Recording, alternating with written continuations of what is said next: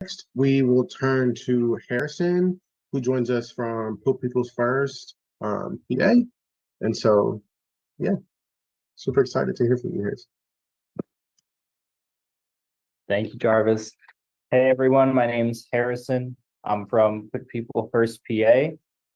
We are a politically independent grassroots organization that's fighting to abolish poverty through the struggle for healthcare as a human right. And I want to talk about how we have conducted projects of survival over the past few years, especially in the form of people's clinics. But I want to try to connect some of this with the scripture for today, with a few lessons that we've learned through doing this. So projects of survival come out of a model of the poor organizing the poor. And this is so important to be grounded in, the poor organizing the poor. And I think about tonight's scripture when Jesus tells his apostles to go take care of yourself, go take some rest. And in doing this, they actually are able to attract masses of others who then get their needs met as well. So to me, this was an example of the poor organizing the poor.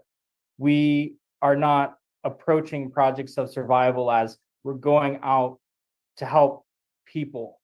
We understand that it's about ourselves. We are the poor that's getting organized. And we are the only ones that are going to change this system. And that's what projects of survival is all about. And so this model of the poor organizing the poor is how we break out of this charity mindset, this social services mindset that is all that we are taught is what we can do for the poor. The poor can't liberate themselves. They can only receive charity. We know that this isn't what's going to change things. And so the poor organizing the poor is a powerful testament to us meeting our needs, us really being able to change things. It's not about going out and doing things for other people. It's about us centering the poor.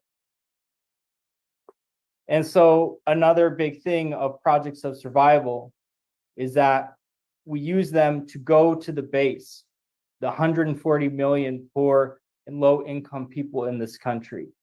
Projects of survival is a tool to meet our base. Muhammad had to go to the mountain, and we use these projects, these survival projects, because the poor today is struggling with survival, whether it's healthcare, housing, immigration, food, clean environment. We're struggling to survive. And when we go to these points where people are trying to meet their bare survival needs, it's a way to meet the leaders of a movement to end poverty, this leading social force. So projects of survival is a way to do that. And so meeting our needs, meeting these basic needs, is the basis of a political act. It's a protest. It's political education. When Jesus went out off the boat into the marketplace, people were begging. People were scrambling just to touch him and be healed. And we shouldn't have to beg in this world of so much abundance. It's not about doing these little things to help us meet our needs. It's about organizing for a revolution so we don't have to do this, because we know this isn't all there is. This isn't the best that we have, this system. We know that there is so much more for us. And so projects of survival is not just about meeting our needs. We do that to develop leaders, to base build, to grow this movement. And meeting our needs is a way that we meet the people who are really going to lead this movement to abolish poverty. We often look to the Underground Railroad and the movement to abolish slavery as an example of a project of survival. And 90% of the people, the fugitive slaves who escaped through the Underground Railroad, were from Maryland in the the border states with the North.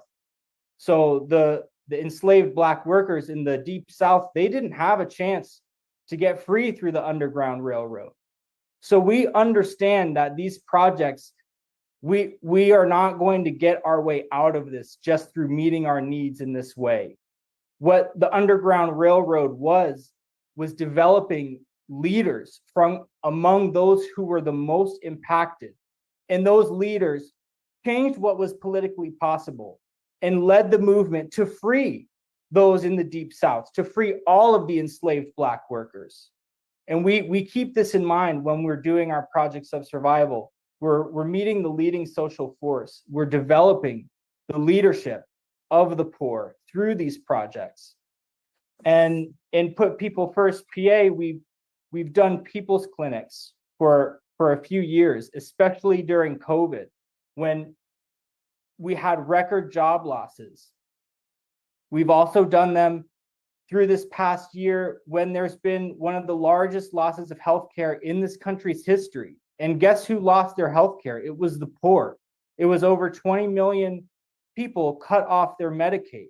So when we're going and doing a people's clinic, we're giving free blood pressure screenings, free glucose screenings. This is a protest. We shouldn't be meeting these basic healthcare needs just because of some of us poor people getting together to do it. So we're using it as a protest. We're also signing up for Medicaid, helping people sign up for state benefits. And it's the poor organizing the poor. Our own members are systematically cut off and denied Medicaid. So these projects are a way for us to meet our own needs and also to show the masses of people, of poor people who are going through the same thing. Hey, there's organizations that are fighting around this, that are fighting to change this. And a better world is possible. I can see it in front of me with this project. And that's bringing people in to get involved, to fight with us, right? That's what we tell people. We're not just here to do a transaction and help you out and send you on your way. We want to stay connected. We need you in this fight to help others. And just want to end off on the goals of a project of survival, which I hit on. Any project of survival, we think it has the goals of being a protest, political education, being a way to develop leaders, being a tactic to base build, and meeting our needs.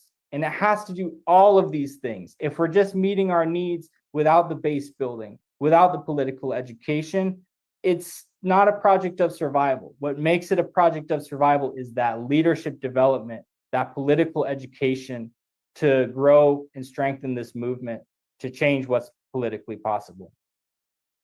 Thank you.